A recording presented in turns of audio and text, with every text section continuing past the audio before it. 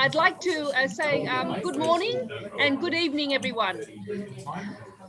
I'd like to first acknowledge the traditional custodians of the land on which we're meeting, the Camaragal people of the Eora Nation, and to recognise their connection to country, land and water and community. I'd like to also pay our respects to the elders, past, present and emerging. I'd like to also welcome members of the Aboriginal and Torres Strait Islander people who are joining us for this session. Welcome. My name is Patricia Garcia. I'm the Partnerships Development Manager with the Institute for Economics and Peace. And I'm delighted that you could join us for the Roundtable session towards socio-economic resilience and recovery with positive peace, partnerships and collaboration. I'd like to introduce our distinguished speakers who are here in Sydney. We have Charles Allen, Director of Partnerships, Institute for Economics and Peace. Associate Professor Nicole Georgiou, Director of the Humanitarian and Development Research Initiative at Western Sydney University. Mary Jane Schwenker, Director of Matavai Pacific Arts Cultural Centre. And Summer Lewis, Coordinator of Rotary IEP Partnerships at Rotary International, who's joining us from Mexico.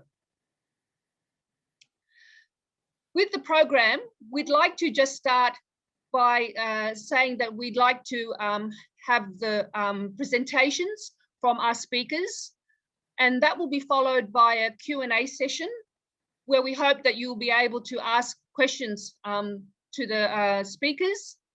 And also I'd like to encourage you to use our chat box Q&A function to be able to put your questions to the speakers, and we will do our very best to answer them during the session. The Institute for Economics and Peace is an independent, non-partisan, not-for-profit think tank that analyses and measures peace, including the economic cost of violence. We're dedicated to shifting the world's focus to peace as a positive, tangible and achievable measure of human well-being and development. Founded in 2007, we've developed new conceptual frameworks, providing metrics to measure peace, and also to promote a better understanding of the social, economic and environmental factors that create peace. Our groundbreaking Global Peace Index measures the absence of violence or the fear of violence in 163 countries, which represents 99.7% of the world's total population.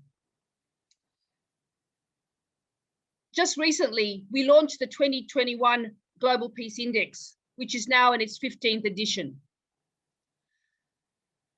IEP also has developed the Positive Peace Framework, which is a set of interrelated factors or pillars, which we call the 8 pillars of positive peace.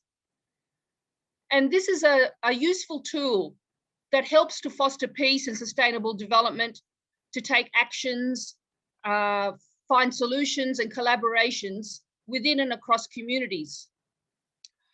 Our IEP research over more than a decade has shown that resilient communities are also more peaceful. Some of the benefits of an increased positive peace are stronger resilience, higher per capita income, better environmental outcomes, increased performance on sustainable development goals, and higher measures of well-being. With that, we'd like to also say that IEP delivers positive peace workshops with our global partners in countries including Thailand, Philippines, Cambodia, Mexico, Colombia, Libya, Uganda, and Australia. And Charlie will be able to talk a little bit more about these workshops. We also have online academies, such as the Positive Peace Academy. And IEP also undertakes research consultancy services for the United Nations, World Bank, and other multilateral organizations to produce data for peace, development, and human security. Our headquarters is in Sydney, and we have 5 regional offices in Mexico City, New York, Brussels, The Hague, and Harare in Zimbabwe. I'd like now to introduce Charlie Allen to speak a little bit more about IEP's partnership role and how we collaborate with our partners to support peace. Thank you, Charlie. Thank you very much, Patricia. And it's a pleasure to be on this panel with all these people who I've had the good pleasure to work with, and enjoying, looking forward to sharing some storytelling about our work this afternoon. So the partnerships portfolio at the Institute for Economics and Peace is really about taking our research and operationalising, whether that's at strategy level with nation states or at community level in a range of different contexts. So we just want to spend a bit of time this afternoon talking about storytelling about some of those some of the workshops that we've conducted at different parts of the globe in operationalising our research.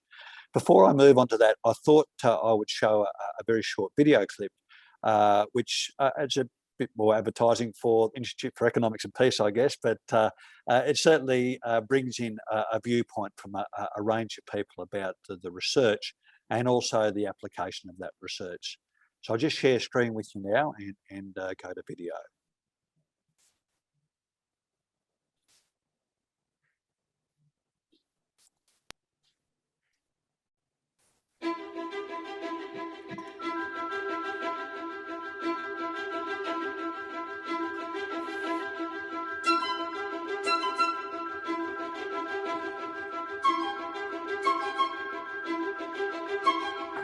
What the Institute for Economics and Peace has done with the Global Peace Index is taken information that was otherwise invisible and made it visible. I like to think of it in terms of, we're all familiar with Instagram, right? And we take a photo, and then we can apply all these filters on the photo. Different details of the photo all of a sudden become more prominent. In the world, peace is by and large invisible. Imagine that we could put a filter on it, and as we went about our business, all of a sudden we could see the peace in the world, everywhere, right? Because all of a sudden it was brought to our attention because we had this filter that brought it up. The key thing is that for us to be aware of it and to notice it, and then we can measure it. And to have a baseline data gives us a way to identify what's actually going on in the world because we have hard data. And then we can look at that and say, well, if we put an intervention in, and say, for instance, in corruption, does that make things better or worse? And we can start to experiment. We can take an experimental mindset toward peace. Peace is actually a fairly complex subject because, in a way, it's a starting condition for all of the other good things that have to happen in life. So peace also has to have content. It needs a space in which human beings can flourish, and that requires things more than the absence of violence. I think that's really a key issue. So the IEP has been a very important institution because in just a few years has been able to zero in on the idea that it is possible to measure and in some ways provide a quantifiable ranking of how countries are progressing in their path towards more peaceful societies. What I find that's beautiful about the framework is that it's so adaptable. Anyone can adapt it to their own needs, their own work, but still specific enough that they can be very deliberate about the work that they do to try to build peace. I think what is useful to me, having been a scientist and a business person, is to see somebody pull together data and turn it into actionable information to help reduce violence in a step-by-step uniform manner that we can all apply. And because IEP has invested in the measurements, we can see if we've made progress, and we can help sustain that progress. I think the Peace Index really helps us to understand the complexity of the phenomenon of peace, the fact that it is not one-dimensional but really multidimensional. It challenges us to think, in deeper ways about what it means to really have a true peace. In the particular case of Mexico, the Mexico Peace Index has also been a very important public debate because it has forced local officials to think about what they're doing to improve their ranking in this index. When the index comes out, governors pay attention, and citizens also want their governments to be more accountable, and this metric puts us in a kind of common language that we can speak about whether peace is progressing or not.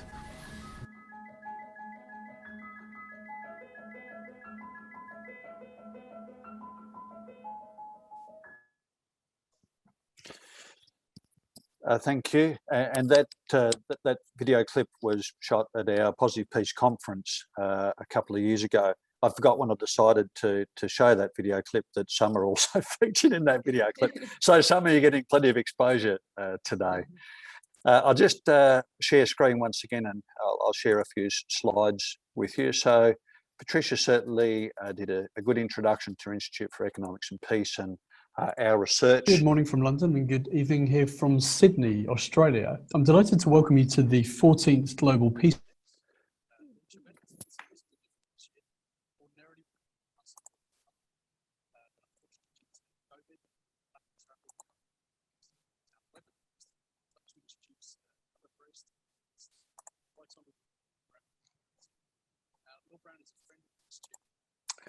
My apologies. I forgot to turn off the video clip. Okay. Sorry. I hope everybody's back with me. That was a bit disrupting. So Patricia did an introduction to our research, but certainly the work that we do is about activating the positive peace framework. And the positive peace framework, these 8 pillars of positive peace, have been derived from our 15 years of empirical research, looking at the most peaceful countries and looking at the most peaceful communities. So we know that these pillars work together as a system as part of the social fabric for in peaceful communities. What we also know about positive peace is that positive peace is associated with a range of social, and economic and environmental measures. So higher positive peace, countries with higher positive peace, communities with higher positive peace certainly have higher per capita income, greater resilience, have better environmental outcomes, higher measures of well-being across a range of indicators, and perform better against development goals. Higher positive peace countries perform better against the Millennial Development Goals, and from our research are tracking better against the Sustainable Development Goals. So we like to think of our research and our application of the positive peace framework are really filling that nexus between peace building and development.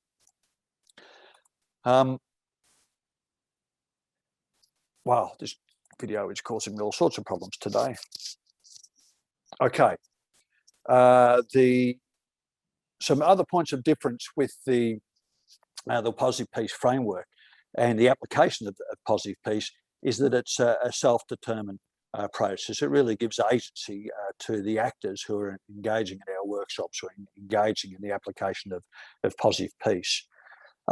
Many traditional peace building practices start with conflict and a conflict analysis and really focus on what are the interventions to cease the conflict. The positive peace approach is a very different approach. It's a strengths-based approach and focuses on not on the conflict, but how do you actually strengthen the social system around and away from that conflict. It is empirically based. It is not what IEP reckons. It is based on the 15 years of research of the Institute from looking at the most peaceful countries and communities. And it really is grounded in systems thinking. So it's a systems approach. We know that these 8 pillars work together as a system and are interrelated and interconnected. So it's not a matter of spinning the dial and picking a pillar and working on a pillar.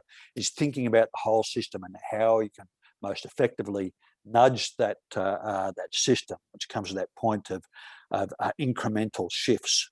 It's not okay, what is it that we stop? What is it that we start?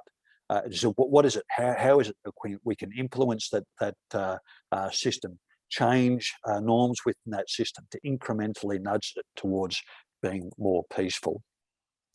So we really wanted to spend our time this afternoon talking about different case studies, and I'm going to touch on a couple before I hand across to our guests. So it's really about showcasing that application of positive peace out into communities. So the first one that I wanted to speak about was a project named Peace 911, which was in a district called Pacuabato in Davao in the Philippines. So Pacuabato has or had been in conflict for some 3 decades, with the insurgents being the NPA, the New People's Army, creating that conflict within Pacuabato. So an inspired peace builder, a woman by the name of Irene Santiago, thought, well, we've really got to do something different here. So she convinced the mayor and the city of Davao to partner to form this project, Peace 911, which took a positive peace approach to systems change in the district of Pacuabato. So Pacuabato in Davao is made up of some 16 or 17 barangay or 17 villages, if you like. So I'm not going to go through all of these, but just to give you a sense of what are some of the interventions that related to particular pillars that they implemented in Pacuabato. I'll touch on a couple. One that I like is equitable distribution of resources. So set up this caravan of services. So in Pacuabato, the only government service that was operating in Pacuabato district was the army. All the other services had pulled out. So health, education, ranger services had pulled out. It was just too dangerous to operate in the district. So this caravan of services recommence service provision into the district of Pacuabato. Another one I'll mention is free flow of information. It was a really interesting, I don't think it's actually listed here, but what they implemented was a 24-hour hotline. The idea being is that the community members could contact the 24-hour hotline. They had a man 24 hours at Davao City to be responsive to the needs of community. So the mayor gave an undertaking that they would be responsive to the needs that were identified through this 24-hour service. So that certainly assisted in equitable distribution of resource, but also created a free flow of information.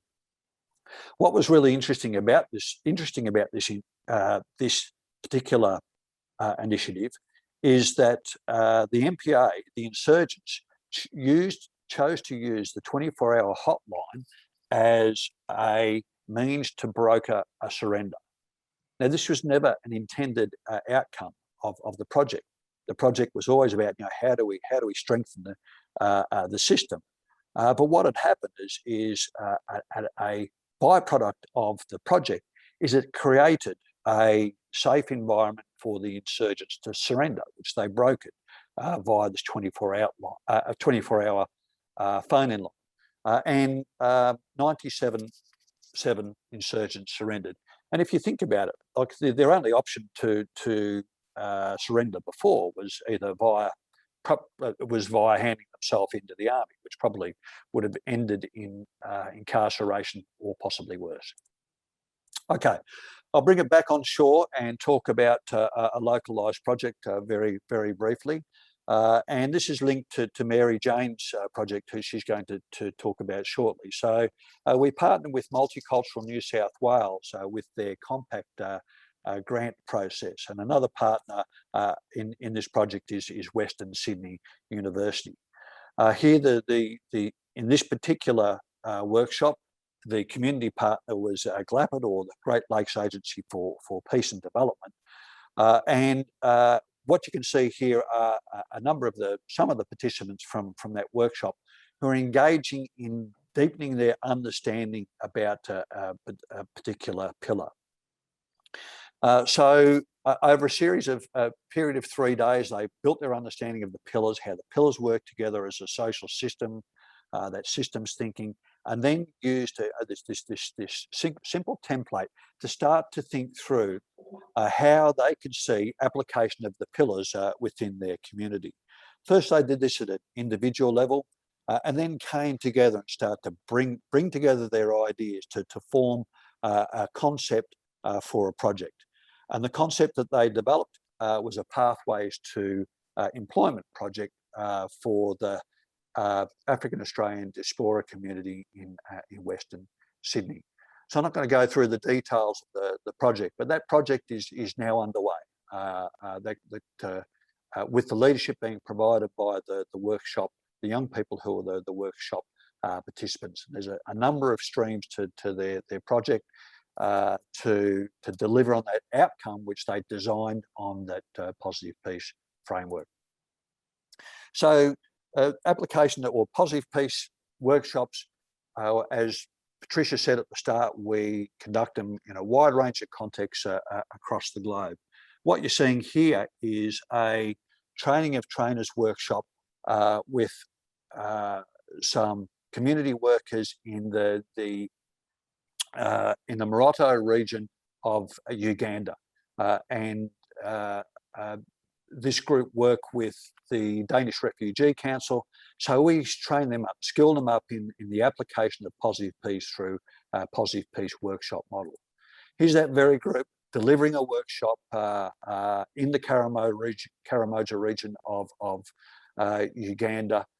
And once again, the workshop participants building that understanding of how social systems work, building that understanding of systems thinking and how the pillars are interrelated through this very popular activity in our workshops called the yarn game. So lastly, I'll just quickly touch on one more example, and this was in Cambodia with a group of younger leaders once again. Once again, their approach is building their understanding of the positive peace pillars. Here, they're deepening their understanding of lower levels of corruption, and then using this a very simple template to apply it to either an existing project or a future project. The gentleman here, Ron, his interest is in post-conflict recovery. He was working with PTSD victims as a result of the Cambodian genocide. That does feel like a very long time ago, but it's still very real in Phnom Penh, I can assure you, and I'm sure you're all aware of that. So Ron was rethinking his service provision through his organisation through the Positive Peace Framework. This group of women were working in Bangladesh in Cox's Bazar, and they were visioning a new project. And the project that they were visioning was to think about how they could train Rohingya women to skill them up to create for economic development. And they saw that they could skill them up in beauty therapies, then they could gamefully create an income stream via the large aid community that has formed in and around Cox's Bazar in Bangladesh.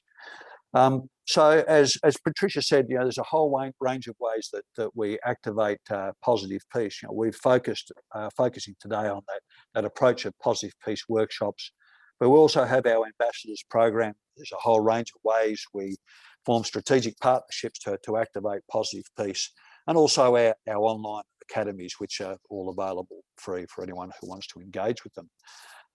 Thank you for listening, and I'm going to hand back to Patricia. Great. Charlie, just wanting to mention that we've got a couple of participants saying that they were not able to see your slide. Was wondering whether or not you were able to share screen on that, just to check. Okay. I'm not sure if people didn't get slides. I'll make them available. My apologies. that's okay. Just hopefully that with the others will be fine. Just wanting to introduce our next presenter, Associate Professor Nicole Georgiou.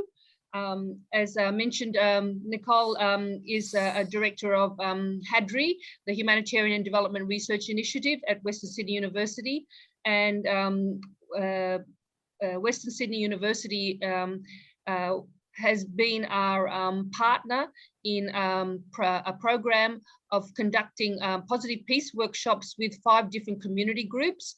And I'd like Nicole perhaps to speak a little bit more about that, and also about what the work she's doing with HADRI. Thank you, Nicole. Thank you, Patricia. It's a great pleasure to be here today.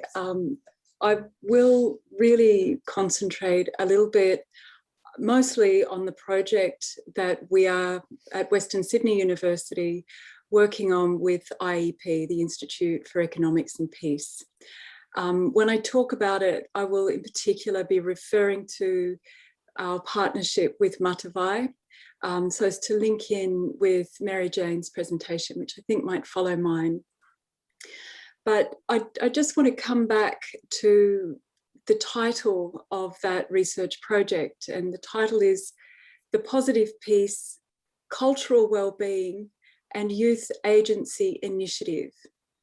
And this project, the key aim of this research is to create and deliver a flexible framework for community empowerment and agency and cultural wellbeing.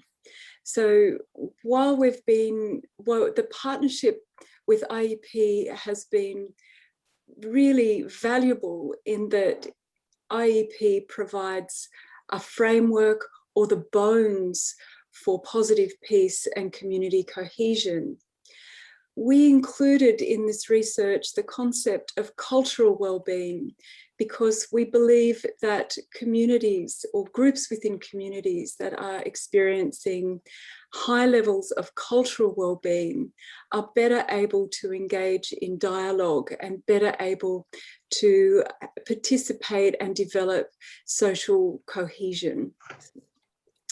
So in partnering with Matavai Pacific Cultural Arts, the concept of cultural well-being has been the framework of understanding that I have used to understand that organisation's mission and core values, and to support the projects that they've instigated as part of this collaborative research project. So as Patricia and Charlie have mentioned, there are 5 different community groups involved in this particular piece of research.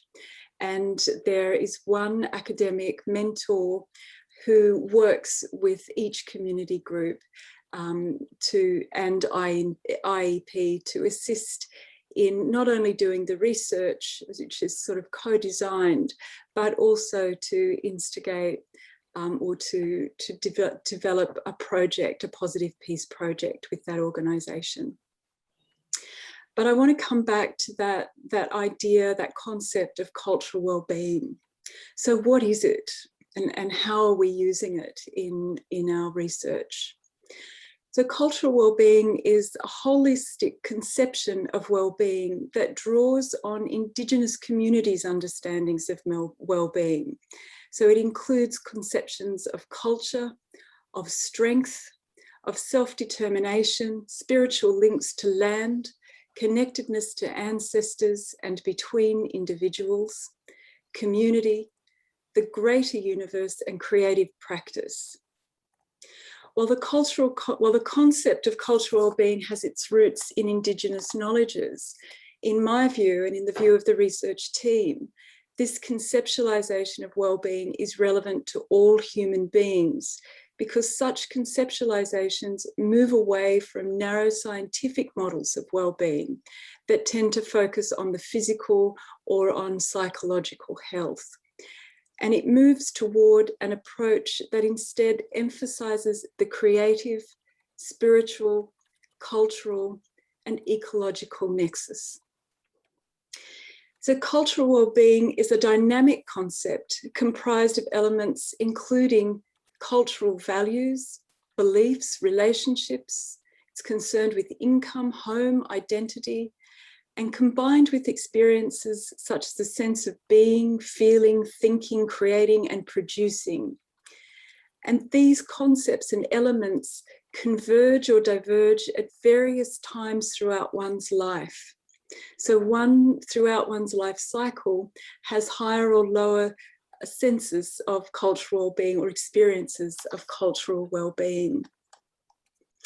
Importantly, cultural well-being is influenced by the freedom to participate in and practice cultural activities and to belong to a cultural group. And it's for this reason, at the very early stages of our project, that I wanted to work with Matavai Cultural Arts. Now, there's a huge backstory about how I came to connect with Matavai and Mary Jane, but I won't go into that now because of time constraints. But it is because of the way that Matavai works, which is to place cultural practice and being part of a cultural group at its very core, as its very focus. And through doing this, it aims to empower Pacifica people and to bring Pacific Islands people together through cultural performance. So Matavai's approach uses dance and performance as the medium for creative exploration of identities, and it facilitates a sense of belonging by enabling the cultivation of heritage, traditions, customs, and culture of the origin country, where they assume new values and meanings and inform new identities in communities here in Australia. In partnering with Matavai, I believe that we better understand, or we could better understand, how migrant communities successfully cultivate well-being and could successfully cultivate well-being, and to use this knowledge to build social cohesion. So to learn through this partnership with a very successful and dynamic community group, how to build not only positive peace, but the foundations of positive peace and social cohesion, which are cultural well-being. So what I mean by this is why I'm sort of, I have this view, is because the research around cultural well-being that we've undertaken as part of this research shows that migrants enjoy a positive settlement and integration experience into a new host country if the cultural identity of the origin country is maintained and combined with the identification with the new country or the new host country. So cultural practice and relationship to place are central to creating a new sense of identity and belonging for both individuals and communities as they settle into a host country. It's a becoming of the self within a community. And so this has implications for all of those things that the positive peace framework achieves, including resilience and flourishing. So through working with Matavai and IEP, what we've learned, or what we're learning, and what we can see through this experience is that different kinds of partnerships within organisations and the communities that they serve, as well as partners with others outside of organisations, can open up a collaboration that enables engagement in dialogue and action that has a really great and positive impact, not only on the establishment of social well-being and cultural well-being and social cohesion, but also can form or build the flesh on the bones that are, I suppose, or that inform a positive peace. So thank you very much, and over to the next speaker. Thank you so much, Nicole. And I think that's a great entry point now to introduce the partnership and the community group that you were referring to, and that's Matavai. And to speak more about Matavai and the partnership with the Western Sydney University and IEP, with Positive Peace, together with Matavai. I hope Mary Jane will be able to speak more about that. And Mary Jane, I'd just like to introduce our next speaker, Mary Jane Schwenker. Thank you, Mary Jane. Thank you so much. It's an honor to be here today. I'd like to personally pay my respects and acknowledge the traditional custodians of the Dharawal country from which I join you today. I'd also like to pay my respects to the elders past and present and those emerging, and extend my respects to Aboriginal and Torres Strait Islander people present today. Warm oceanic greetings, Talofa, Malo, Elele, Nisambula, Kiora, Kiorana, Yorana, and Aloha. Those are the greetings in the languages of the cultures that we teach at Matavai Pacific Cultural Arts. We are a Pacific Cultural Arts Centre located in the thick concrete jungles of Liverpool and Sydney. My name is Mary Jane, as was introduced. I co-direct the centre along with my husband and my family. We have a team of cultural artists and teachers, as well as a few hundred students and their families, and we make quite a dynamic and vibrant community here. I'd like to share with you a proverb. It's a proverb that kind of describes or refers to the way Pacifica communities are, and it goes like this: "Ofile manu uangase," which means literally to cover dead or weak birds. When we were growing up, we were often told that when pigeons see their mate fall from the sky dead, they too will drop down and cover the bird with its wings, even though they may be in danger or be hurt. And in the islands, in our communities, we can relate this to our people as a metaphor, our people who will rush in during a battle to cover the wounded, even though they too know they may be affected, injured, or hurt. And that's really how I describe being a Pacific Islander. When you're in need, there's always somebody else to come in and cover you. By the end of my presentation, you will learn a little bit more about our organization and our community, our ethos, and our very fortunate partnership that we've established with the Institute of Economics and Peace and the Western Sydney University. A partnership that came about at a time when our organization, to be honest, and I'm sure you can relate, we're feeling quite exhausted.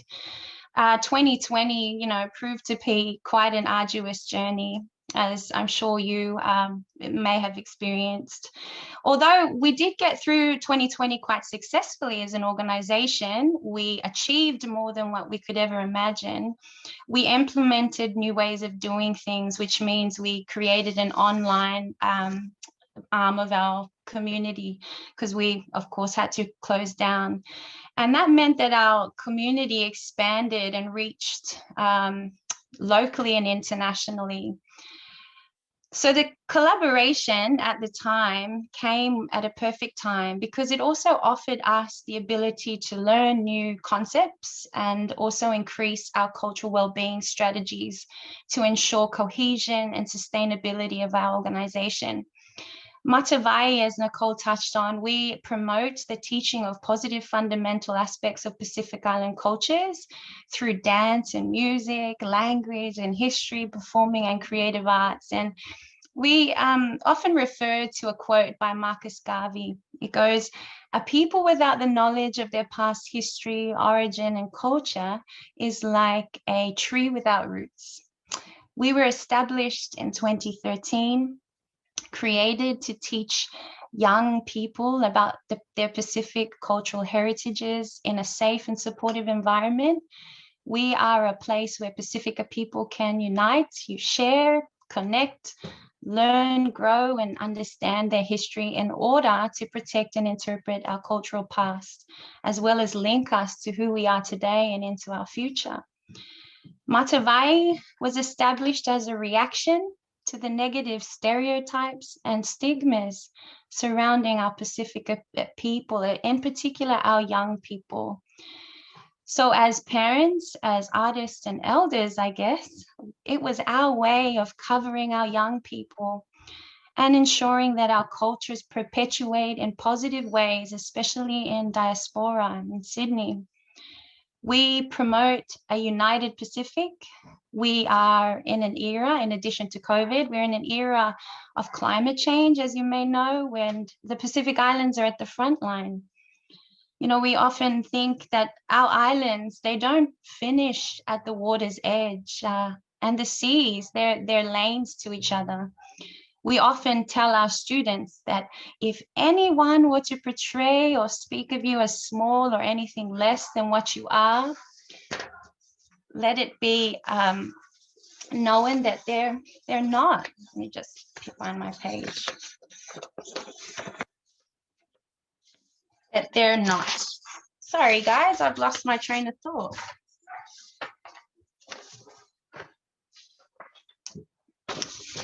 The fact that they come from the largest ocean in the world, and let that empower them to feel significant and capable of achieving change or greatness. And there's never been a better time to unite for the survival of our islands. Matavai has taught close to 15,000 students, mostly youth, locally, nationally, and internationally. And we have witnessed many of our students strive for excellence. There's been a remarkable increase in them taking on leadership roles within their schools. They're graduating from high school, tertiary education. They're becoming entrepreneurs and running their own businesses, as well as fulfilling, you know, their full potentials. Matavai students are also making their names for themselves in performing arts spaces, sports, and education. We achieve our objectives through holding cultural arts classes in Samoan, Tongan, Māori, Fijian, Cook Islands, Tahitian, Hawaiian, and online Papua New Guinea as well. And they're all taught by cultural artists from each prospective country. And as I mentioned, during COVID, we established Matavai Online, whereby we were reaching people all over the world. We were opening up our community to people as far as Iraq, throughout the Middle East, Europe, and the Americas, just to name a few.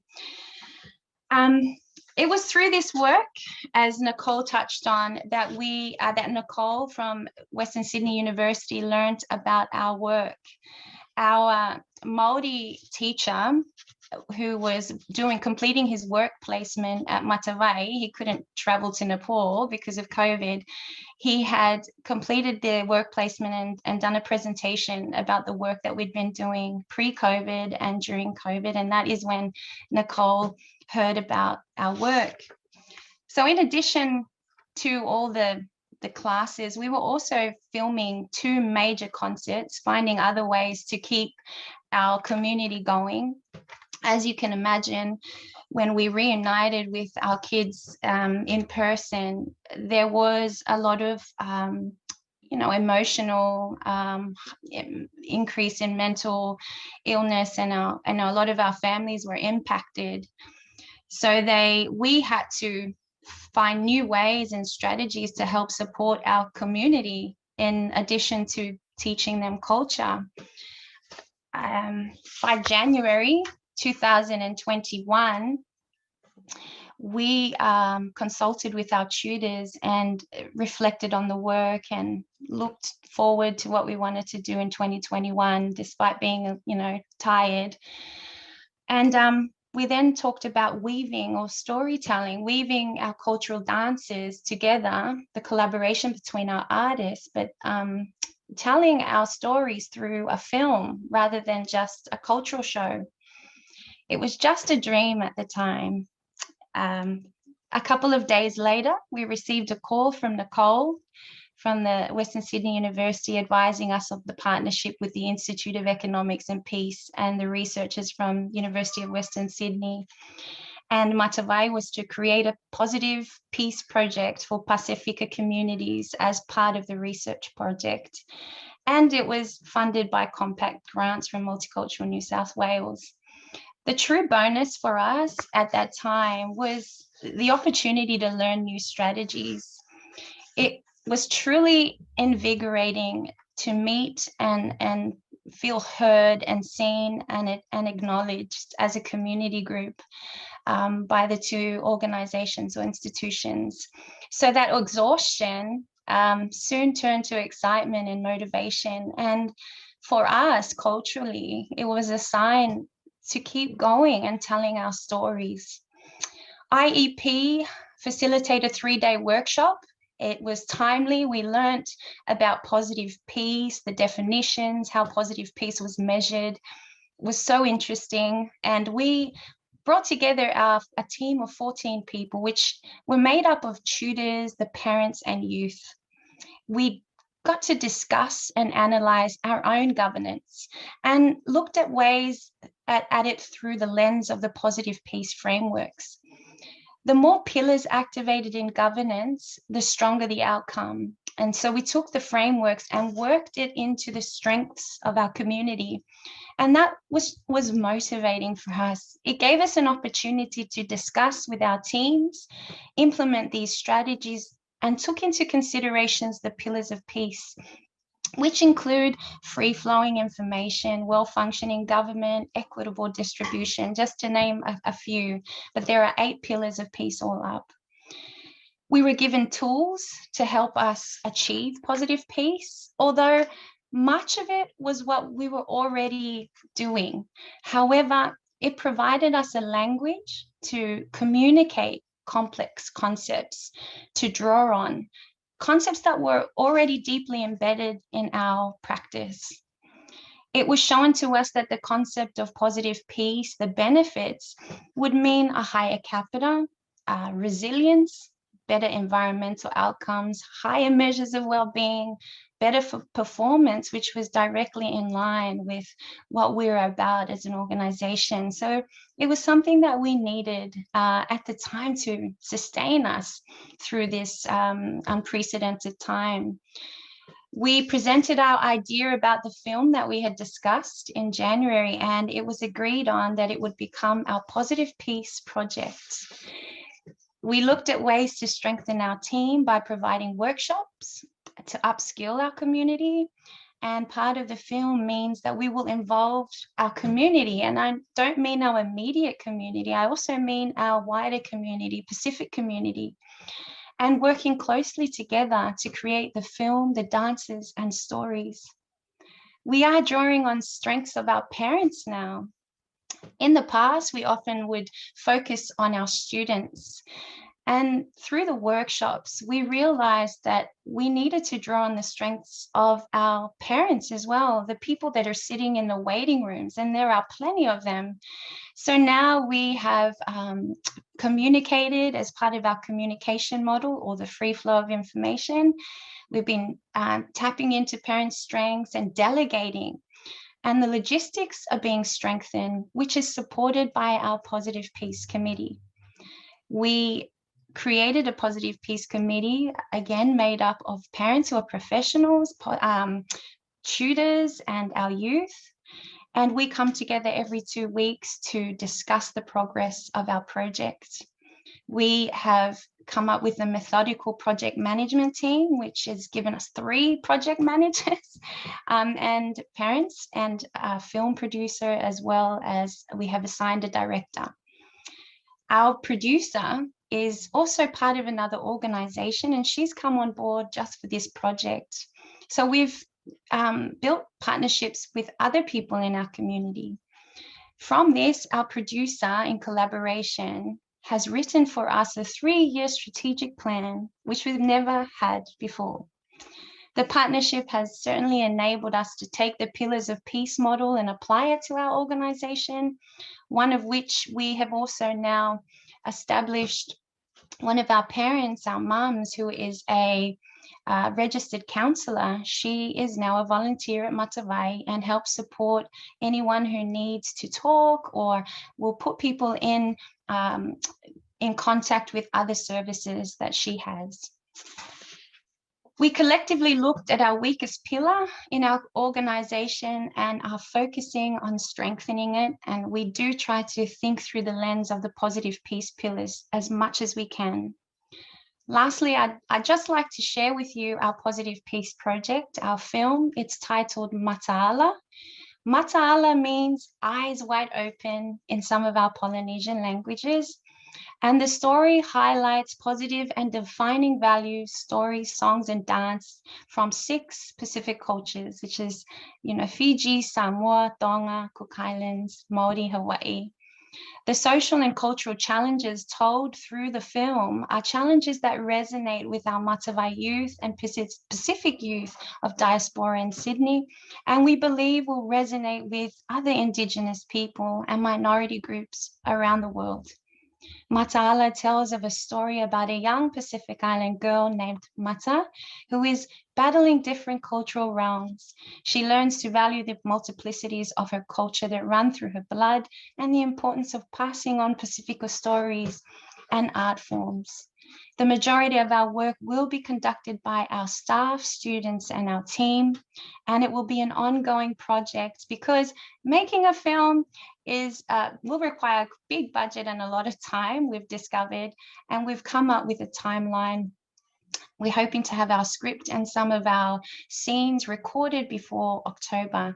We're also working with our Matavai team closely with our community of dancers in particular to prepare them for the film. This has been achieved through performing in the community to bring more awareness to our organization and to build the students' performance skills and confidence. From this project has stemmed other projects, such as we are now in schools. We have created a school engagement and cultural well-being program. Our tutors are teaching in schools. We had a school last term and 3 that we will be teaching at in the coming weeks. And we have implemented our tutor planning and development, general well-being workshops with students, acting and drama workshops, developing narratives through film as well as filmmaking workshops. We know how to tell stories through Pacific cultural shows. However, this project will give us a skill set to enhance our ability to tell those stories through film. In terms of strengthening leadership and effective community engagement, it has expanded our own partnerships in the community, as I mentioned, and our networks at the local level. We were able to come up with a framework, or at least put proper terms to the frameworks that we already had in place at Matavai. And together as a team, we implemented ways that we could apply them. This partnership has highlighted our strengths, it's heightened our sense of value and identity as an organization and people. And with the help of the grant, it will enable us to achieve these objectives. So I would just take you back to that proverb that I mentioned at the beginning, ufi le manu uangase, which means to cover weak or dead birds, literal meaning. But the metaphoric meaning is to cover your community in times of need. And that is what I feel this partnership above all else has done for our organization. And I'd like to extend my thanks and gratitude to both University of Western Sydney and IEP, and to you for having me here today. It's always nice to get out and talk a little bit about what we do. Thank you.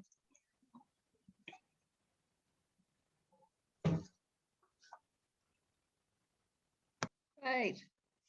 Thank you so much, Mary Jane. That was wonderful and so excellent to be able to talk about the exciting progress you've been making now with the project, and also to talk about the wonderful results we've been able to learn from following the workshop that we did together with IEP and Western Sydney University.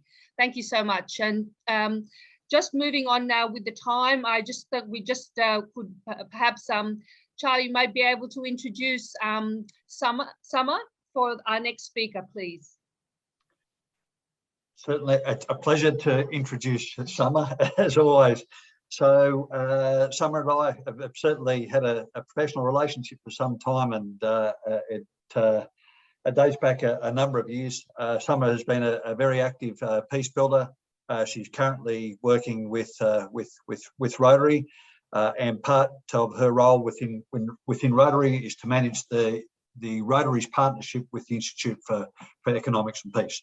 So I have the good pleasure to work with, continue to work with Summer. However, well, there is no however. I think what a nice synergy here is that Summer actually studied peace and conflict, did a master's in peace and conflict resolution here in Australia at the University of Queensland. So Summer, great to have you back talking into Australia's soil, and hopefully get you back here one day. All the best, and I'll hand over to Summer.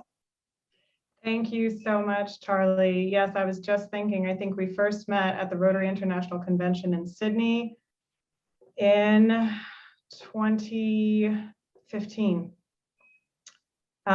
So it's been a wonderful journey. I'm very happy to be here tonight. Is my PowerPoint showing? Yes, yes. Thank you. Great. So as Charlie mentioned, I'm a graduate of the University of Queensland, so it's wonderful to be back, if we can put that in quotation marks. I guess being virtually back counts.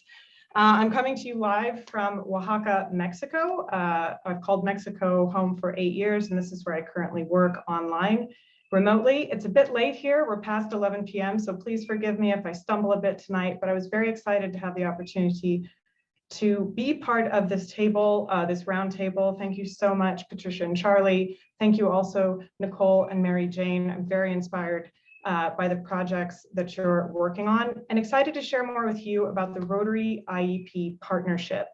So what I'd like to do in my talk tonight, and I am timing myself so that I stay within the time limits, and so we have time for Q&A. I'd like to share more about the partnership, the background of Rotary International, what the partnership with IEP is about, why the partnership exists, and how we are implementing the partnership.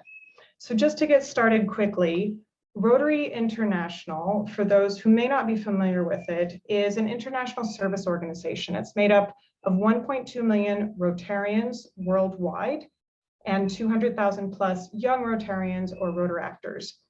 Now, these members of Rotary are organized in 35,000 plus clubs in countries around the world. And Rotarians and Rotaractors are business and professional leaders that are dedicated to providing humanitarian service and to advancing goodwill and peace around the world. Now, it's interesting to note, not a lot of people know this, but Rotary as an organization itself has been very active and involved in peace building since its very inception in the early 1900s.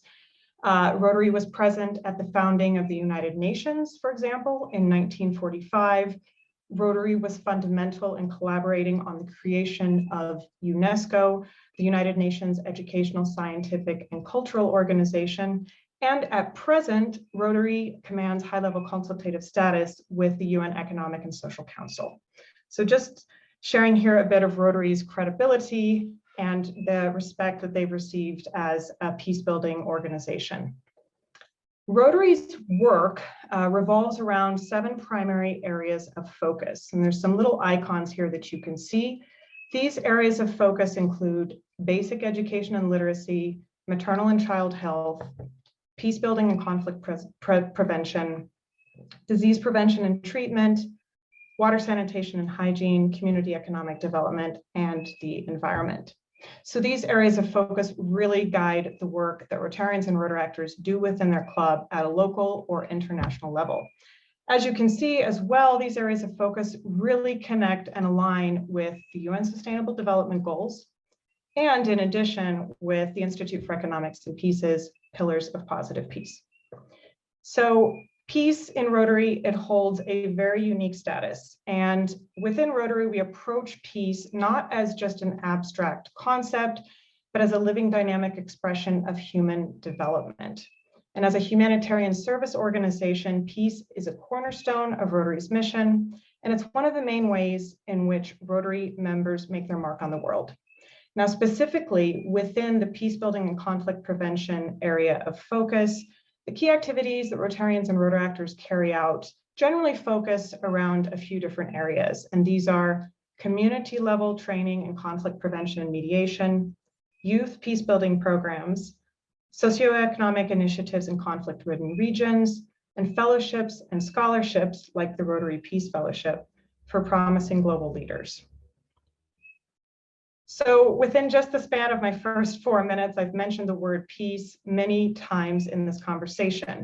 And this in many cases, we're very lucky to have today here IEP, and we're talking about positive peace, so we have a concrete way of thinking about and talking about peace. And this is one of the reasons that the partnership between Rotary and IEP actually started. This idea of peace can be really difficult for people, anyone, to grasp, and especially for Rotarians. Recognizing this, beginning in 2016, Rotary started collaborating with the Institute for Economics and Peace on some small-scale projects, basically with this idea of helping Rotarians understand peace and make it more actionable in their communities. So through those collaborations, it became evident that the two organizations could strengthen and enhance their respective peace work by joining forces. And so this meant combining Rotary's grassroots work with millions of members around the world with IEP's empirical research on the attitudes, institutions, and structures of peaceful societies. So a formal partnership came about in 2017 and has been in existence since. And this partnership at its core focuses on education and community-based programming. Some of the key partnership activities that exist for Rotarians and Rotaractors and other Rotary stakeholders include the Rotary Positive Peace Academy, an online learning platform about positive peace, the Rotary Positive Peace Activator Program, or a training program of high-level professionals who can work with Rotarians and Rotaractors worldwide on either training in positive peace and or projects in positive peace. And then finally, a key activity has been that of positive peace workshops for youth. And my goal today is to share a little bit more in detail some of the positive peace workshops that have been carried out by Rotary IEP partnership in Mexico and Colombia. But before I go into more details about those workshops, many of which are similar to what Nicole and Mary Jane were talking about, I want to take a step back and really think about the philosophy that's behind the partnership between Rotary and IEP. Rotary's main strength is the ability to convene and mobilize locally. Rotarians and Rotaractors are experts at this. So Rotarians and Rotaractors organizing and working at the community level makes it possible to create environments where lasting peace is possible. And in turn, the hope is to bring about more peaceful societies. Now, it's a huge goal that we have. It's very perhaps utopic, but we really believe that there's a lot of potential in moving from the local to the global. And so the Rotary IEP partnership, through the Pillars of Positive Peace framework, which you can see here on this slide, it provides a unique structure for Rotary to be able to help Rotarians view peace as a process and a system rather than simply a product or result. The reason I touch on this is, as I shared before about the other areas of focus of Rotary, many of those, for example, water and sanitation, it's easy to think about a project and say, okay, we have an issue, let's install a well. And that will be a product that will potentially take care of a problem, lack of access to water. I'm simplifying greatly here for development professionals. But when it comes to peace, it's a lot more complex than that, as we know. It's not simply do this and then have peace. It's a much longer game, and it's much more related to a system, and it's a process. Additionally, the philosophy behind the Rotary IEP partnership, it helps to build capacity in how Rotarians think about peace and development. So in addition to thinking about peace as a process, it means Rotarians can think about the connection between peace and development. And in turn, they can think about all of the other factors that go in to creating sustainable development and how that impacts peace. And then finally, obviously, I've mentioned this previously, but the philosophy behind the partnership, it's really focused on providing educational resources to move initiatives forward. So this is saying, instead of providing simply education for education's sake, let's provide education that will help enable Rotarians and Rotaractors to apply the positive peace framework and implement it in their own initiatives, in their communities, or in their realms. And very briefly, before I move forward with the workshops, I will talk about that. I just want to quickly highlight here our theory of change. I'm not going to go into detail, but the reason I show it during this presentation is to really put forth the fact that as a partnership, Rotary as an organization and IEP, we have sat down and we've really thought through a theory of change. What is it that we are doing? What sort of inputs are we putting into this partnership? What are we hoping to get out of it? The outputs and the outcomes, and ultimately, what sort of long-term impact would we like to have? Now, this long-term impact, which involves shifting attitudes and approaches to peace building within Rotary, and then creating ripple effects within communities and creating meaningful change, these are things that could take more than the lifetime of the partnership, more than my lifetime perhaps to see. But we're very excited to at least be looking at this and considering this in our work and being very deliberate about what we do in the partnership. So now what I'd like to do is dive into a more practical example of what the partnership has done. And this is Positive Peace workshops for youth. So this is the partnership in action, if you will. So once the partnership started up in 2017, we determined specific key activities that we wanted to implement. And one of them was Positive Peace workshops. As you've heard tonight, IEP is an expert in providing workshops around the pillars of positive peace. And so it just seemed natural for us in Rotary to look at hosting Positive Peace workshops.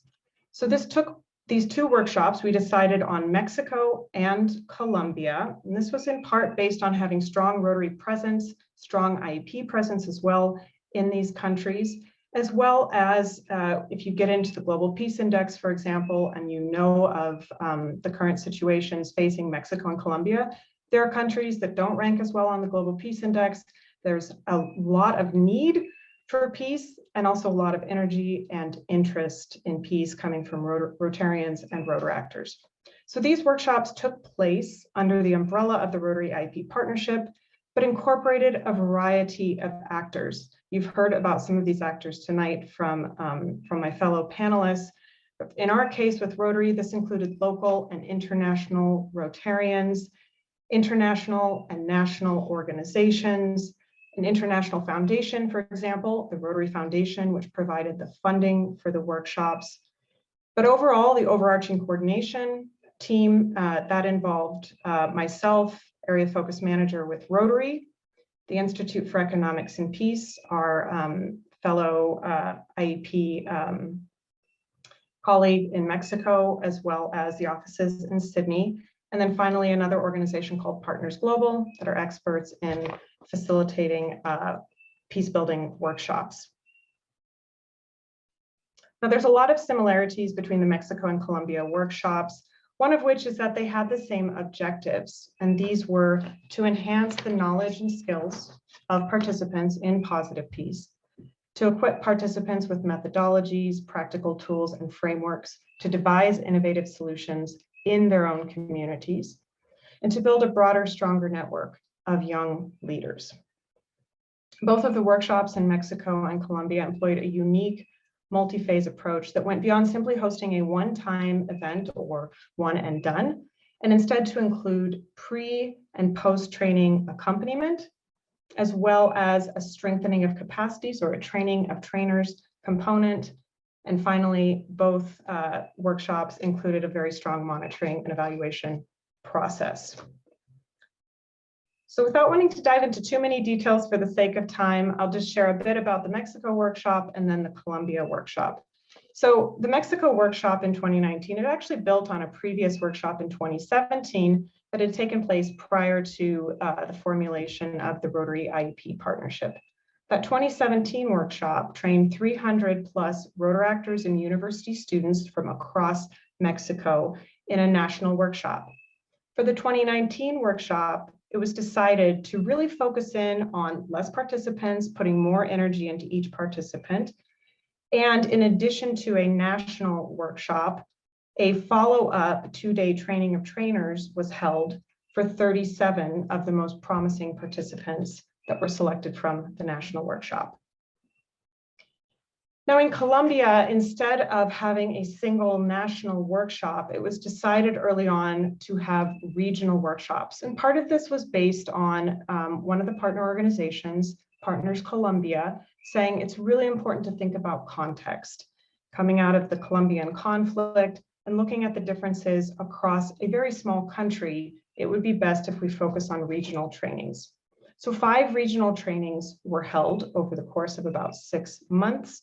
Each training included 30 to 50 participants. In the end, 214 total participants were trained. And then following the 5 regional trainings, 30 of the most promising participants were selected to take part in a training of trainers. So as I mentioned, in both the Mexico and the Colombia Positive Peace workshops, accompaniment took place during the grant cycle, during the project cycle, and then monitoring and evaluation followed the events. So we have data, we have information on the impact, the outputs, the outcomes, and the impact of these workshops. What you see here is a very, very basic overview. I'm happy to share any of the impact reports if that's of interest. We have much more detailed information that can be shared. But what I really want to draw out here for the sake of this presentation in particular is the generation of collective efforts and networks that came out of both the Mexico and the Colombia Positive Peace workshops. So if you recall, one of the objectives of the workshops was to build a broader, stronger network of young leaders. Well, we can certainly say in the case of both Mexico and Colombia, this objective was achieved. So in Mexico in particular, 2 fairly large networks came out of that workshop. One is a national pro-peace network, which formed at the workshop and continues to be active to this day. It provides a national platform for the promotion of positive peace initiatives, be that education and/or projects across schools, government entities, and other civil society organizations. In addition to the National Pro-Peace Network, Rotaract Mexico decided to form a National Committee for Positive Peace during the Mexico 2019 workshop.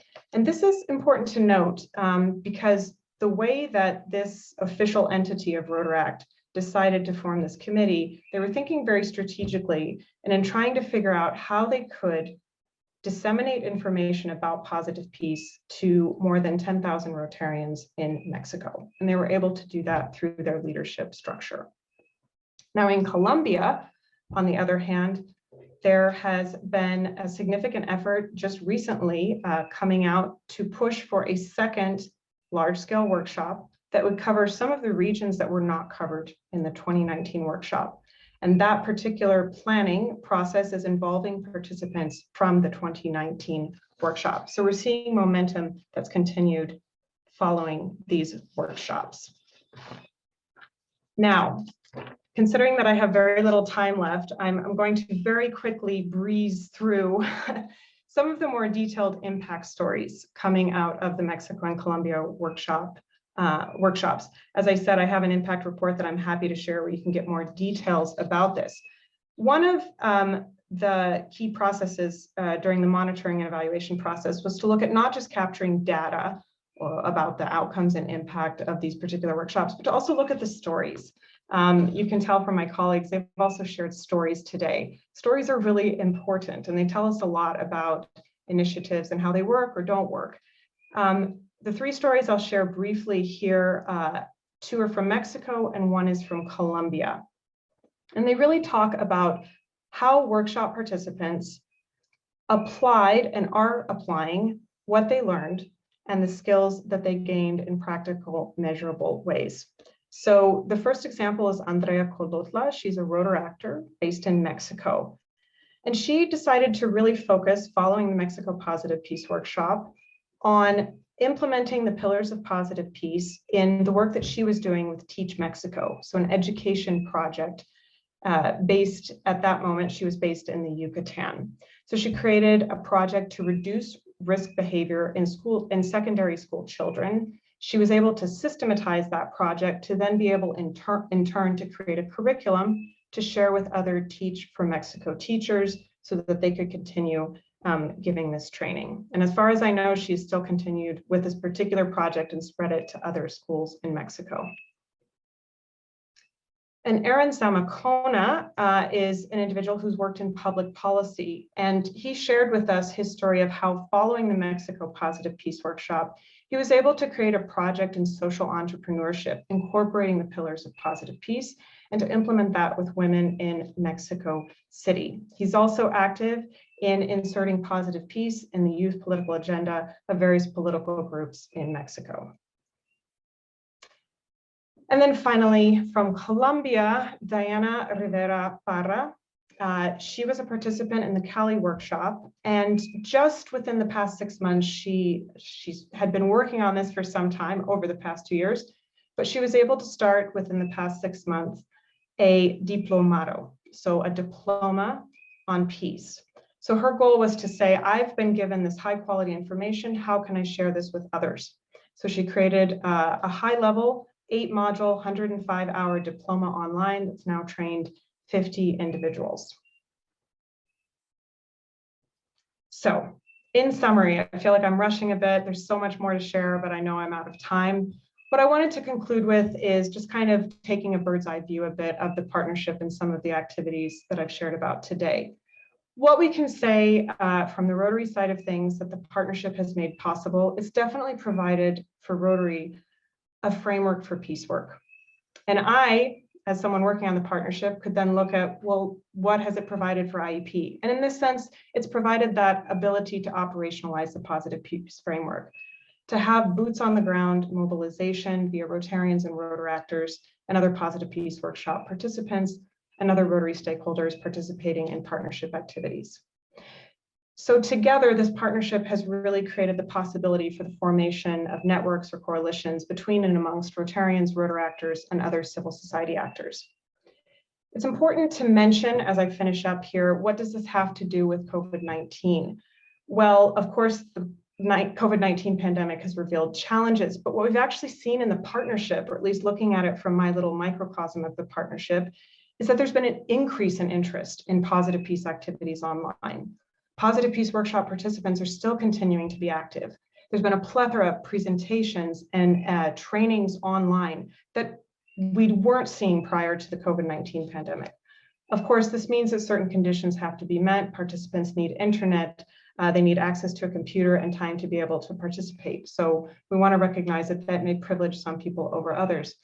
But gleaning from this, though, we can see that it offers a ray of hope that in building and strengthening the capacity of Rotary stakeholders to better understand positive peace and to have developed stronger networks and coalitions through Rotary IP partnership activities, it's really lent itself to building more resilient individuals and communities in a COVID-19 world.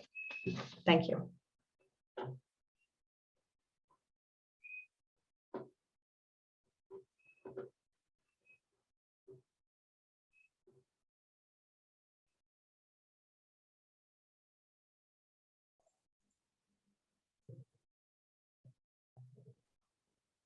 Thank you, Summer.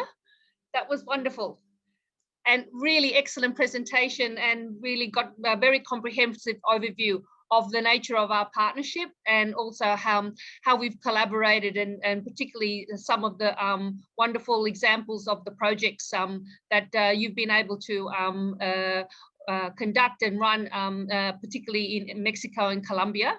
And what I'd like to do, because we are sort of running short of time, we will just have a few more minutes left before we conclude our roundtable at 3 o'clock, just to have some questions and answers.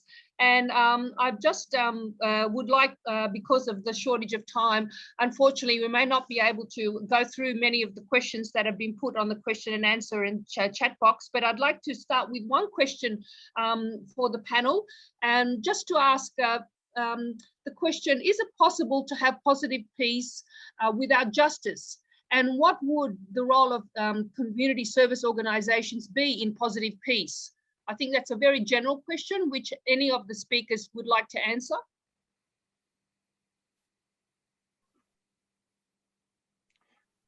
I'm happy to start. Yep. There, Patricia. Go ahead, Charlie. Yeah, okay. I'm happy to start there. Certainly when you look at the positive peace framework, that justice is implicit within the positive peace framework. Now, when you look through the 8 pillars, particularly low levels of corruption, well-functioning government, equitable distribution of resources, certainly that institution of justice is inherent within those pillars. So I think the question was, is it possible to have positive peace without justice? So an either or. I think there's scale there, and really, the whole positive peace framework is about developing that scale. As pillars strengthen, so do a range of institutions.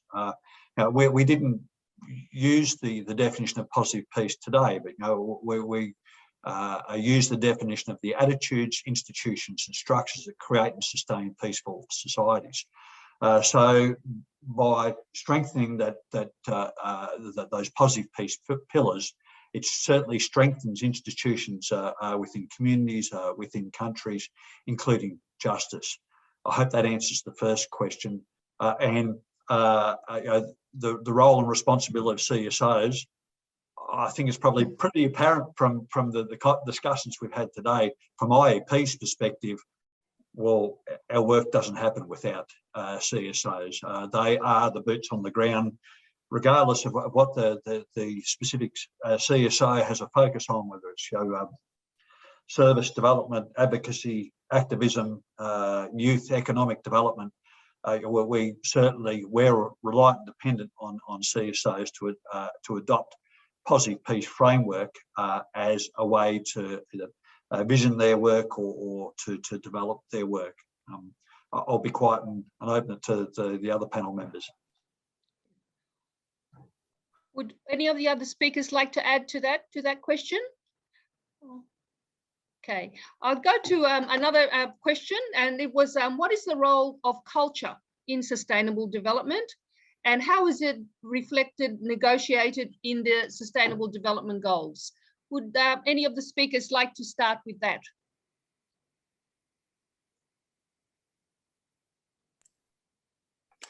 We can talk a little bit about the role of culture, but I will hand it over to you to talk about the relationship between culture and the SDGs, Patricia, because I know that is your area of expertise more broadly. I think that, we have the people, place, planet is usually considered as the three pillars of sustainable development. But if you take a look now at UNESCO's site, when they're thinking about people, they're thinking that the social includes the cultural. And I think that there's increasing research to demonstrate the importance of, as I've already presented, the relationship between culture, identity, social cohesion and connection. So I'll leave it there now and hand over to Patricia.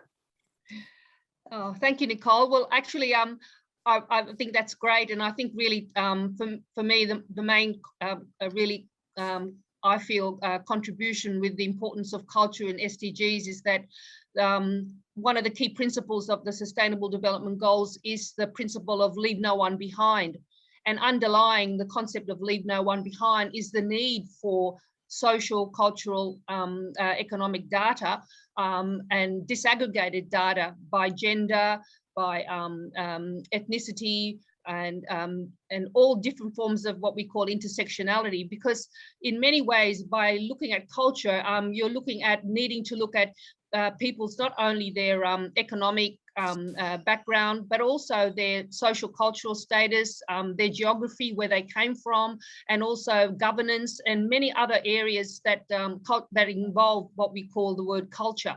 And the most important thing in that is that it's actually embedded in the Sustainable Development Goals by the principle of leave no one behind. And I think that's one of the things that we need to be able to consider when we're looking at the goals, that that's the universal principle on which we have to achieve the agenda.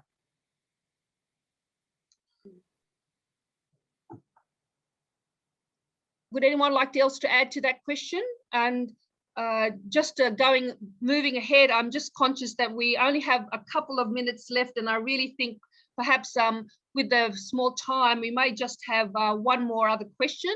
But if not, I'm just thinking what I'd like to do is just would like to thank first our speakers, because really we've just had a wonderful presentation from Charlie, from Nicole, from Mary Jane and Summer. And I think there's been a lot of requests for people to have some of the presentation slides, and also a request to have some of the reports that was mentioned. So we've just asked people to send us their requests with their email, and we'll be able to forward some of that information. And also just to let people know that this roundtable is being recorded. So hopefully we will all be getting the recorded to be able to share it to others. Just in terms of timing, I would like to just ask any of the speakers any last comments before we close.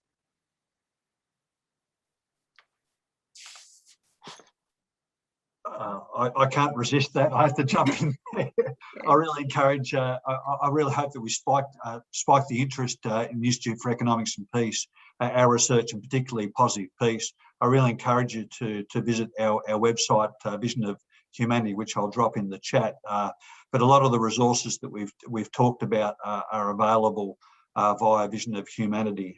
So we've talked a lot about positive peace workshops. If you see applicability for positive peace workshops within your organisation or your community, please just reach out. We're more than happy to discuss partnerships.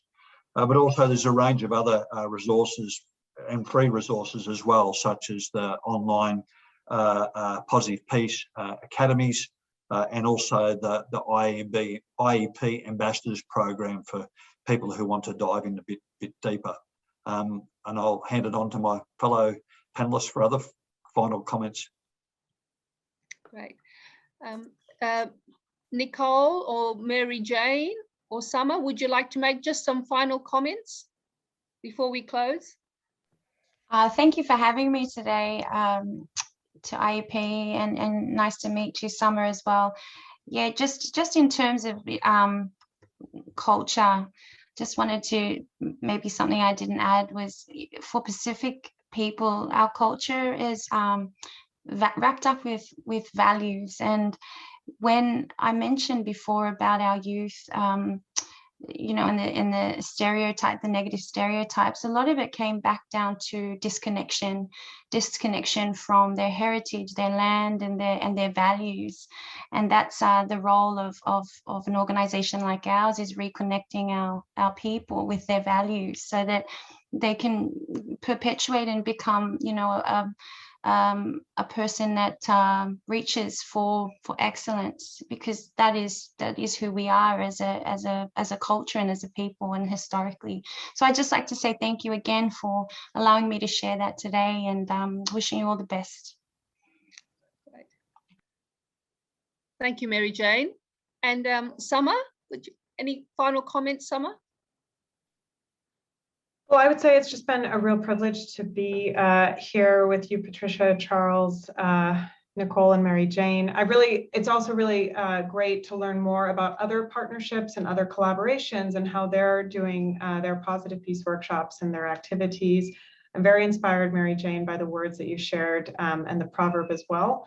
And really don't have much else to add, other than I think that there's a lot of potential, especially in a COVID-19 world as we're coming out of it. We're seeing the importance of collaborations, in that we're moving beyond this individualistic focus to looking at how can we work together to promote peace, and partnerships like what we have with IEP is certainly one of those ways. So I'd really encourage participants to think about that, what sort of collaborations they might involve themselves in to further build peace.